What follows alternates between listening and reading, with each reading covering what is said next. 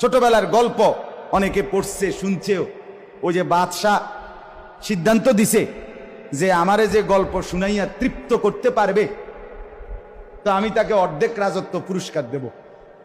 এখন যেই গল্প শুনাইতে আসে লম্বা কিচ্ছা কনের পরে বাদশাহ কয় তারপর, মানে এরপরে কি? এখন বাদশাহ যত লম্বা ঘটনাই কক হেতে কয় তারপর অন কিরণ বেটা তো আর নাই। তখন সে হাল ছেড়ে দেয়, তখন কয় না আমি তৃপ্ত হইছি না, তো কাজে আর রাজত্ব দেওয়া লাগবে না। তো এক চালাক তে আইসা আমি শুনামু কিচ্ছা। কিচ্ছা কি? তো বলছে কয় এক লোকের 100 কানি জমি ছিল। কত তারপর? বাদশাহ বলতেছে। তো এবারে লোকটা বলছে সে 100 কানি জমির মধ্যে ধান করছে। কত তারপর? ধানটি যখন হইছে, ধান গাছের ছড়া, ধানের ছড়া, তখন সব 100 কানি ক্ষেতের মধ্যে ফইক পাখি, আরি ছোট ছোট পাখি আছে না, পাখি পড়ছে, মানে ক্ষেতের মধ্যে পড়ছে পুরা ক্ষেত সব গুড়ির মধ্যে।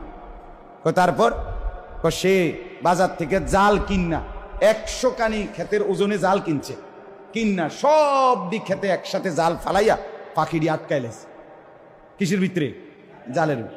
তারপর বাদশাহ তারপর সে সিদ্ধান্ত দিছে তার যেহেতু অনেক টাকা, তো কর্মচারী করে বলছে একটা ক্ষেত শুরু করবি, একটা ক্ষেত, আর এক কোনা দিয়ে শুধু একটু ছিদ্র করবি জালে, যাতে একটা পাখি বাইর হইতে পারে। এইভাবে একটা একটা করে পাখি বাইর করবি, এইভাবে সব দিক ক্ষেতের পাখি শেষ করবি। কর্মচারী করে দায়িত্ব দিছে। বাদশাহ কয় তারপর প্রথম এই শুরুতে এক কোনা দিয়া ছিদ্র করিয়া, মানে সিরা, তো একটা পাখি ফ্রুত করিয়া বাইরে হয়ে গেছে।